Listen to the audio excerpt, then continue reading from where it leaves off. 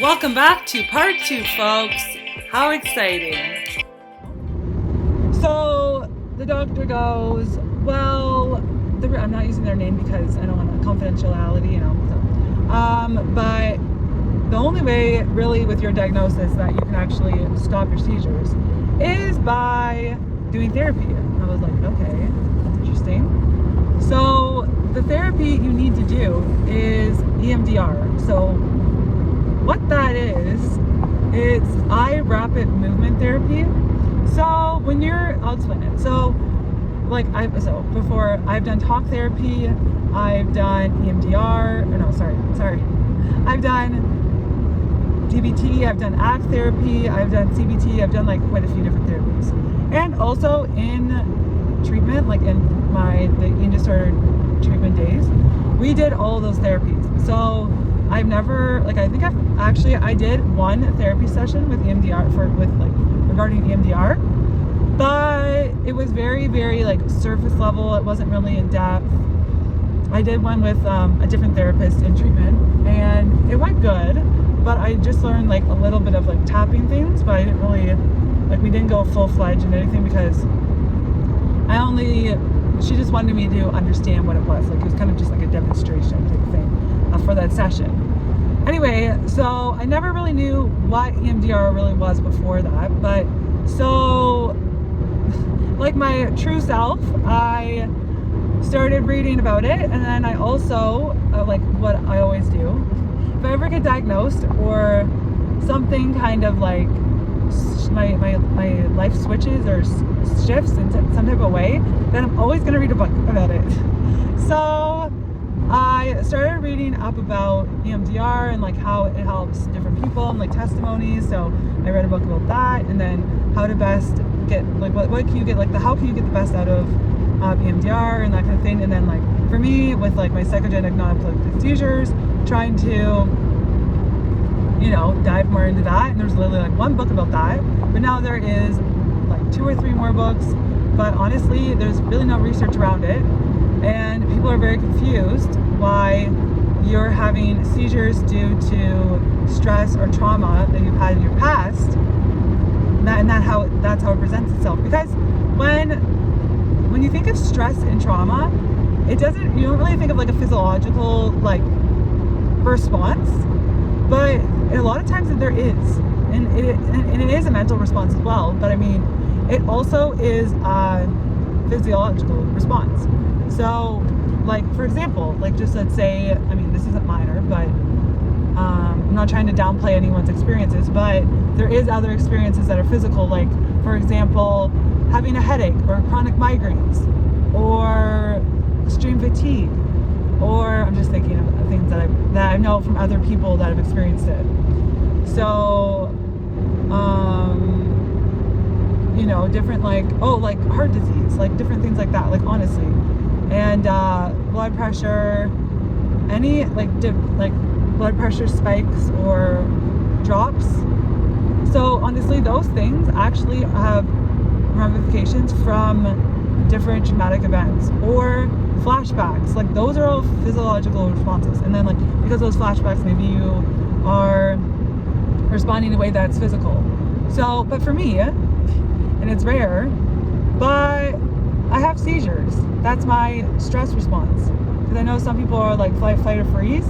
Yes, that's true, but also there is other responses.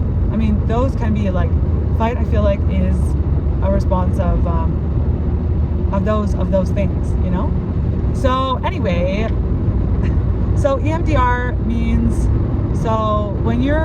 rapid eye movement. So when you're about to, so the person that understood this and kind of came to terms to what this actually means was walking outside on the beach, and was thinking, why do we have these reoccurring trauma responses and how is that reacting to our physiological response?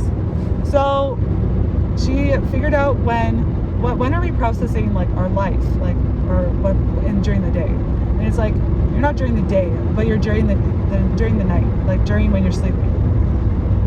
So that happens when our eyes move back and forth when we're in between a deep sleep and awakeness. So your eyes will rapidly shift back and forth, and understanding that that's when you process your day. So, which is a lot to kind of like intake.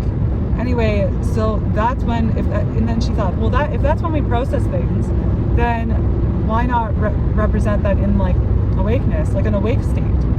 So what she figured out is when you're following your therapist's fingers back and forth, then you're kind of like mimicking the same type of mental response. So I thought that was very, very interesting. So that's what EMDR is. It is mimicking that response. And then it honestly like is actually crazy. I mean, I could have used a better word, but it is actually mind-blowing that you can do that as just two people. Wild. So, or also, what's also effective is doing like the butterfly taps. So it's putting your hands on your collarbone and tapping slowly to a slow rhythm, not because just like the rhythm of the finger going back and forth. Because a lot of people do that EMDR butterfly like on their collarbone, but they do it too quickly, so then they're like, oh, it's not working. You have to be very patient with EMDR. So, and also be kind of in the mindset, because if you're not, then you're not going to be able, and if you don't clear your mind before you do EMDR, it will not help you, to be honest.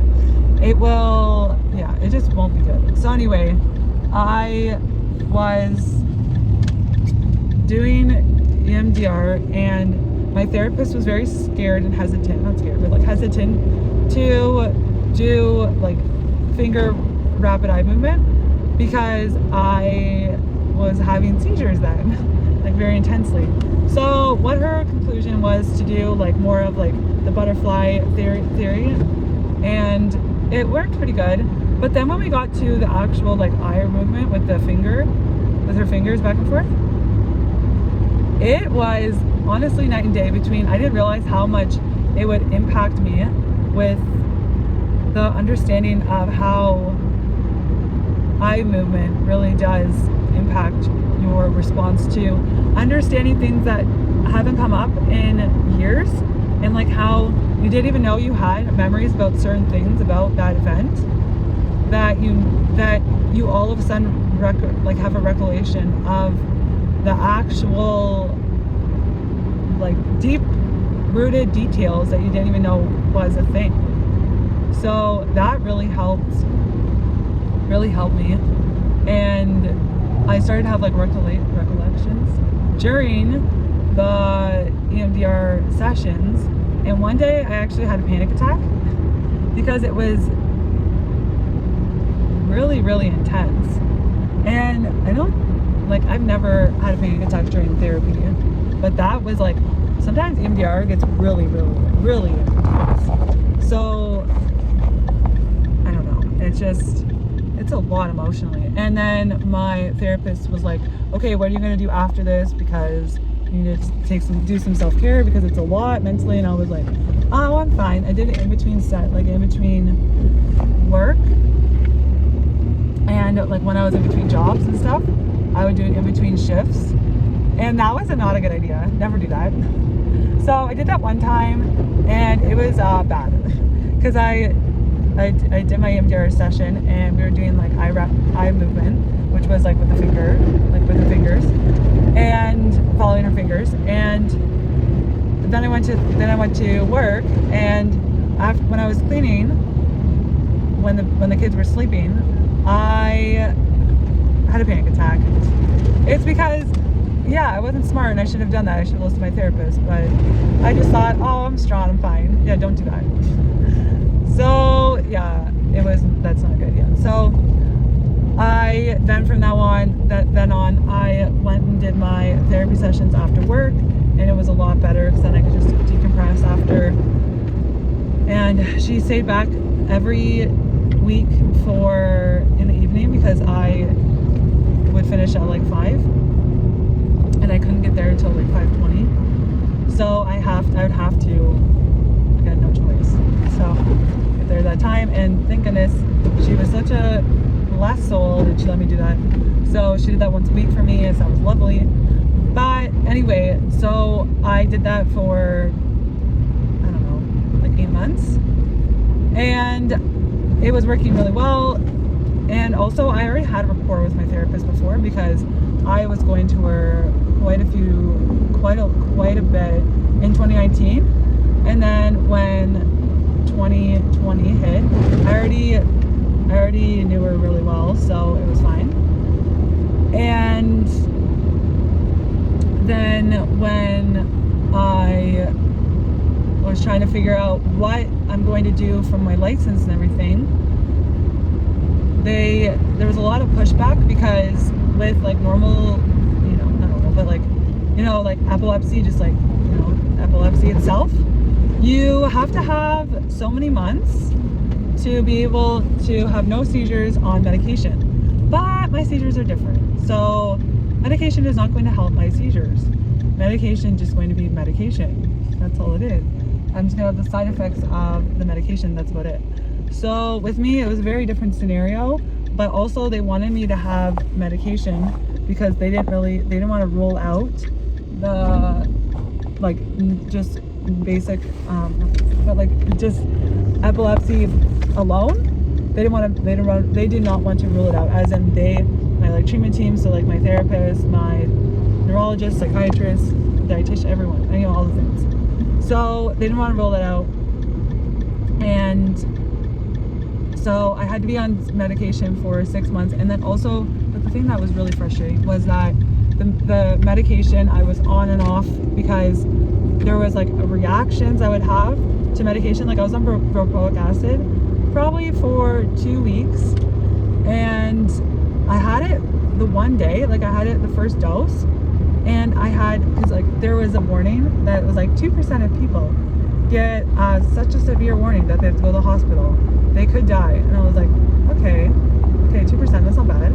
So then I had it, and I didn't have to go to the hospital, or like pass away or anything, but I had such a severe reaction that I was incohesive for like literally a week, as in like I wasn't able to make any logical sense for a whole week because of this medication. I'm just taking one dose. So, and also meanwhile, at that time, I was taking so many other medications and one other medication, who cares at that point? So, but yeah, I had such an adverse reaction that we had to call my neurologist that day and was like, we need to take her off now because she can't even function as a human. So I had to take off work because I was literally not okay. So anyway, then I was trying to get another job because I was actually a nanny at that time. And I really wanted to go back to work with kids because I also finished my social work, did that, but I wanted to work with kids as well, like preschoolers or other kids. And I was also working at a group home, so I was like dealing with all that and then working at a group home, which was not the greatest. With kids that were unfortunately in the foster care system, which all the things that happened was not their fault, obviously. They're minors, and their circumstances are not their fault. It was a lot to deal with on top of everything I was going through anyway. So I kind of also had to like shove that aside, my stuff that I was dealing with, because of the fact that I was, working with these kids for 17-hour days, and I was not getting proper self-care to myself because I was trying to pour everything into this first social work job, even though like you gotta take care of yourself first, but I needed to be being in the head about 5 times for understanding that. Yeah, I had to die almost like quite a few times. I'm not even being sarcastic, I'm actually serious, just alarming about my life. But yeah, to realize you have to take care of yourself, and also just to meet your basic needs, like your Maslow hierarchy of needs, like your food, shelter, acceptance. Like you gotta do those things first. to then help others. My goodness, Emily. Anyway, it took me quite a long time to figure that out.